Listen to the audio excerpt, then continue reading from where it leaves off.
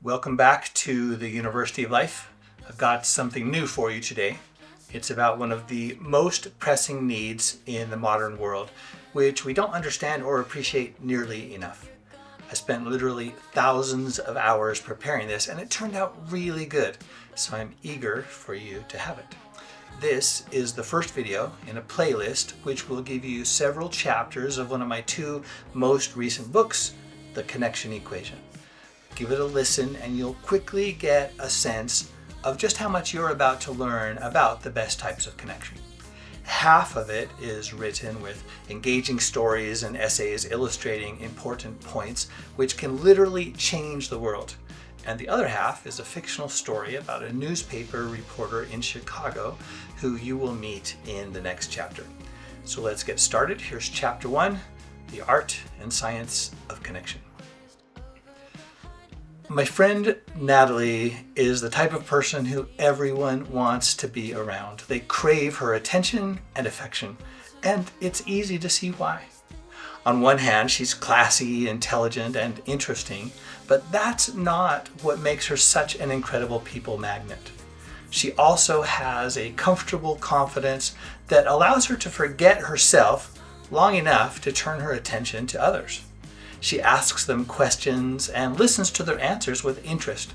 She makes them feel seen and valued. She has plenty of her own ideas to contribute to any conversation, but doesn't dominate the discussion. She's a giver, not just a taker. She's an illuminator who enjoys watching others shine and not needing to steal all the limelight for herself, even though she probably could. There are two types of charisma, you see. The first is all about you, about how cool and interesting and attractive and influential you are. Maybe you really are super cool and powerful and good looking.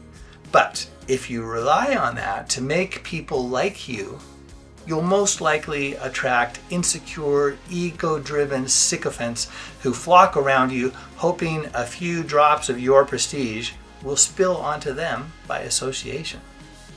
The second type of charisma is hardly about you at all, but about the way your presence affects others, lifting them up and offering them a chance to shine, and allowing their rise to raise the whole ocean we all float atop.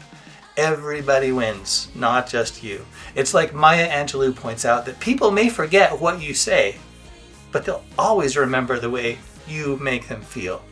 And there are few better ways to make people feel good than for you to see whatever value exists inside them and draw that out with genuine interest. Natalie doesn't necessarily invest her time and attention in whoever happens along, of course. She's not a sugar cube, not paying attention to whoever needs it most just for the sake of being nice. She's wise enough to judge which connections will best serve, aware that life is short, time is precious, and she must prioritize in order to make the most of it for everyone involved, herself included. These and other skills make Natalie a natural expert at the art of connection, and this fills her life with abundant satisfaction generated by enduring, mutually supportive relationships. Sadly, Natalie is the exception in our modern world where technology is designed to steal our attention away from each other with its fleeting, effortless, cheap, dopamine hit thrills, and where the pace of living has accelerated so much that the habit of building deep, genuine, satisfying connections has largely fallen by the wayside. Meanwhile, our world withers in disconnection and loneliness, where many of us feel more isolated or anxious than we care to admit, despite being surrounded by many others who feel the exact same way. Humans are wired for connection, real connection, deep, satisfying belonging, not just the cheap surface-level contact readily found over drinks or at a church social or via social media when we don't dare open up and show some vulnerability. We crave this connection. We need it like plants need sunshine and water far more than we need the latest iPhone or that tropical vacation, which the marketers promote as an ideal solution to soothe our malaise. But all is not lost, because anyone can easily learn how to create and enjoy deep, genuine, satisfying, enduring connections quickly and comfortably. Once you understand the steps, you can take baby steps or giant steps. You can play it perfectly safe or go out on a limb. You can create new connections or improve the ones you already have. The connection equation will guide you through a thorough journey of discovery and supply you with dozens of steps and possibilities with clear explanations and examples, simple actions and attitudes to put into practice, engaging stories, and discussion questions to help you personalize your learning and make these lessons impossible to forget. By the time you finish reading this book, you will have all the tools you need to not merely survive in this often confusing and dangerous modern world, but to thrive and help others around you to thrive as well.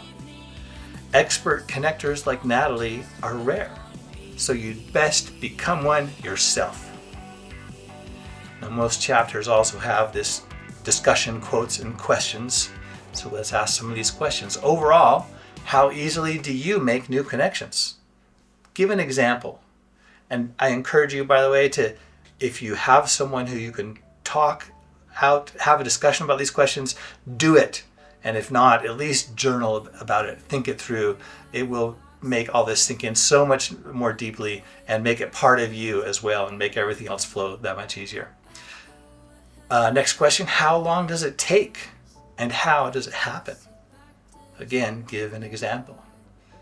Do you wish for deeper or higher quality connections than most of the ones you currently have? How much do you enjoy deep connections compared to more surface ones? And how would you describe your favorite type of connections? By the way, you'll probably want to pause the video multiple times here and at least give a little thought to these before you move along. Which are your best connection skills, or which of your traits facilitate the types of connections you like best? Conversely, which of your traits make it most difficult to develop the types of connection you desire most? Now, I know you won't have all the answers to all these questions. You probably haven't thought deeply about them, but as you move through the book, you will find it easier and easier to answer them and to be more self-aware of all the possibilities that surround you. Here's a quote from Celeste Headlee. She says, "It takes energy and effort to pay attention to someone. If you can't do that, you're not in a conversation. You're just two people shooting out barely related sentences in the same place." That's the end of chapter 1. I'll post links here to chapter 2, where you will meet reporter Jane Passano, who will carry you throughout the rest of the book and take you on her journey of discovery as she figures out all kinds of insights and applications for connection. And also post a link to the entire playlist so you won't miss a single chapter. If you want even more of them, let me know in the comments. And if you can't wait for the entire book, you'll also find links in the video description so you can pick up yours now. Thank you for watching. Thank you for sharing. Thank you for commenting. And we'll see you again soon.